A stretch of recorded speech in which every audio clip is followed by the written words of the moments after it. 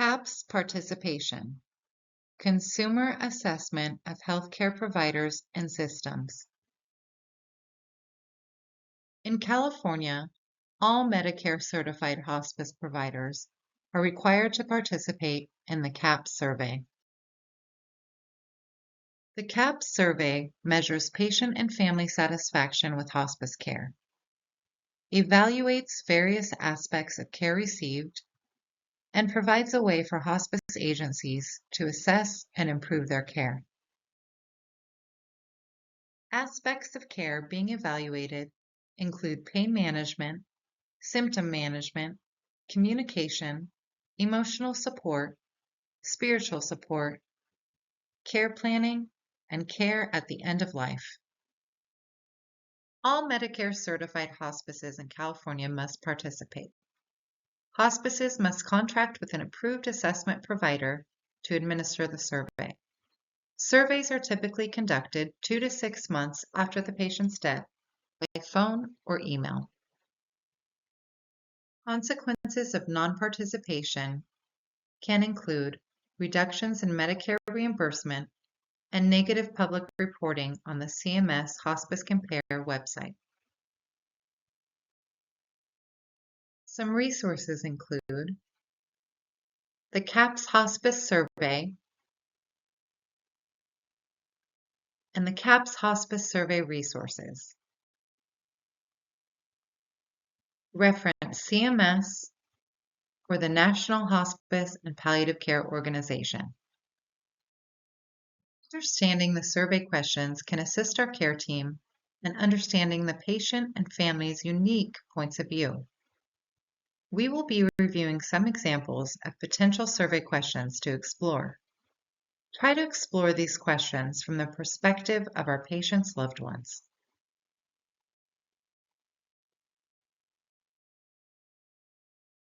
Pain management. Did the hospice help manage your loved one's pain? How often did the hospice help manage your loved one's pain? How would you rate the effectiveness of pain management? Seeing someone you love in pain is a terrible experience. Minutes may seem like hours in these times. Symptom management. Did the hospice help manage your loved one's symptoms, including shortness of breath or nausea? How often did the hospice help manage your loved one's symptoms? How would you rate the effectiveness of the symptom management? When hospice effectively manages symptoms, it's not just the patient who benefits. Their loved ones also experience a profound sense of relief and comfort. Seeing their loved one free from pain, distress, and discomfort allows them to focus on emotional bonding and meaningful moments, reduce their own anxiety and stress, feel empowered to support their loved one, cherish the time they have together, and find peace in knowing their loved one's needs are being met. By expertly managing symptoms, hospice care enables loved ones to be present, supportive, and loving, creating a more tender and intimate experience during a difficult time. Communication. How often did the hospice listen to your concerns and needs?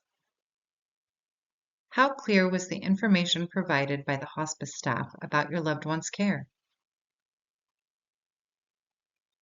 Good communication helps build trust, alleviates fears and anxieties, and ensures that patients receive comprehensive, person-centered care. It also supports loved ones, empowering them to navigate the caregiving journey with confidence and compassion. By fostering open, honest, and sensitive communication, hospice teams can deliver exceptional care and support during life's most vulnerable moments. Emotional and spiritual support. How often did the hospice staff provide emotional support to your loved one? How often did the hospice staff provide spiritual support to your loved one? Did the hospice staff help you and your loved one make decisions about care? Did the hospice staff provide you with resources and services available to support you and your loved one?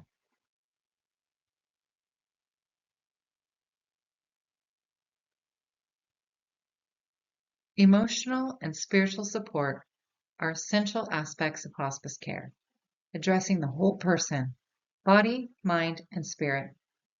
This support validates patients' feelings and experiences, helps cope with anxiety, fear, and uncertainty, fosters a sense of hope, supports personal values and beliefs, encourages self-reflection and closure, provides comfort and reassurance, involves loved ones in care and support, offers counseling, therapy, and chaplain services, and empowers patients to find peace and acceptance.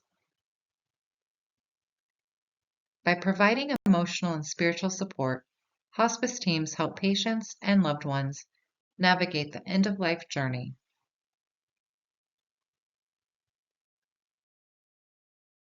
Bereavement support. Did the hospice staff offer you bereavement support after your loved one passed away? Was the bereavement support helpful to you? Bereavement support is essential for individuals coping with the loss of a loved one. It validates their grief and emotions, provides a safe space for expression and processing, offers emotional support and comfort, helps navigate complex emotions and reactions, fosters connection and community, encourages self-care and stress management, respects individual coping styles and timelines, addresses spiritual and existential questions,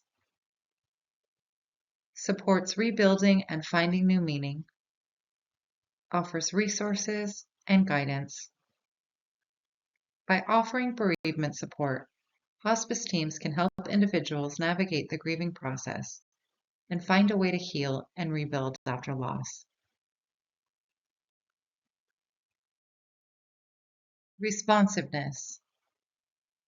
How often did the hospice staff answer your calls or return messages in a timely manner? How often did the hospice staff respond to your needs and concerns in a timely manner? How often did the hospice staff show up when they said they would? Responsiveness is crucial in hospice care.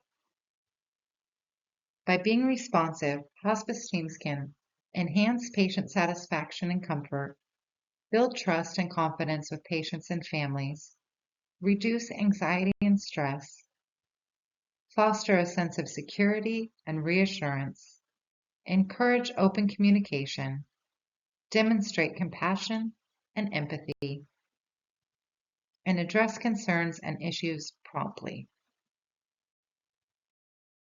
Availability.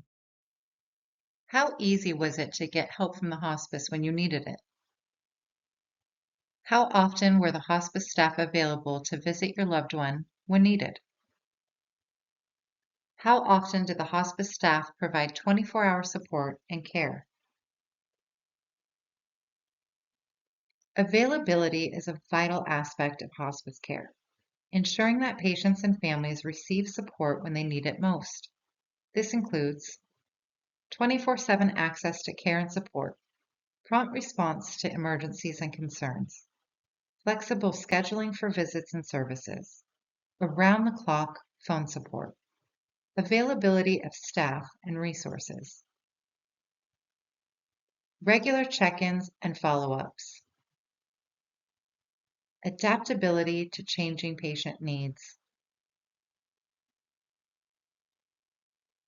By being available, hospice teams can provide reassurance and peace of mind, address symptoms and concerns promptly, reduce hospitalizations and crises, enhance patient and family satisfaction, foster trust and confidence in care,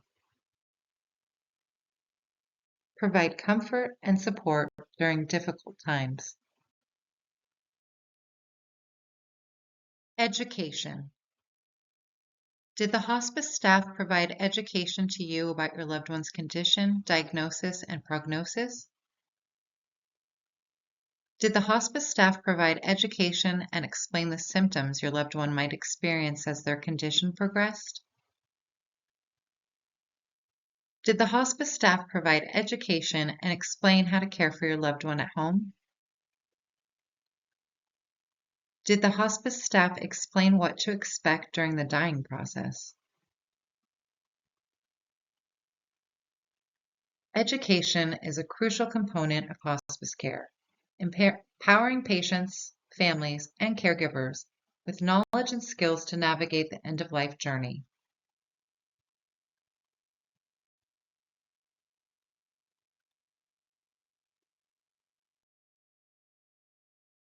Care planning. How involved were you in planning your loved one's care? How clear was the plan for your loved one's care?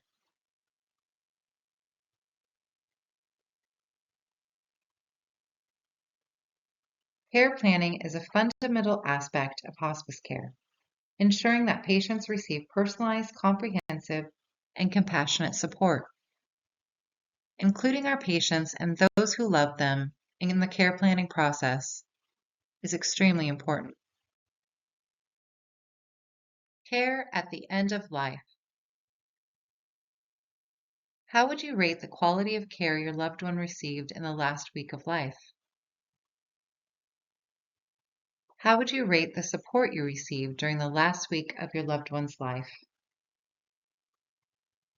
Care at the end of life is crucial for relieving suffering and pain, maintaining dignity and respect, supporting emotional and spiritual needs, encouraging closure and acceptance, strengthening family and caregiver bonds, providing comfort and reassurance, addressing fears and anxieties, promoting a peaceful and meaningful passing, and honoring patients' values and wishes.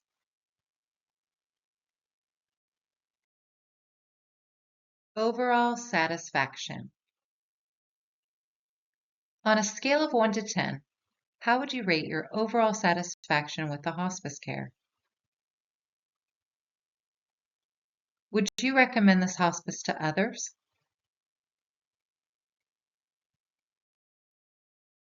Strategies to maintain excellent scores include assessing and managing patients' pain effectively and frequently, fostering open and honest communication, including loved ones by providing resources, opportunities for social workers and spiritual care coordinators to join visits with prayer, meditation, and resources, regularly reviewing care plans with loved ones, providing education at each visit and following up with a confirmation email, ensuring high-quality care and support at the end of life, and maximizing visit frequencies and contact.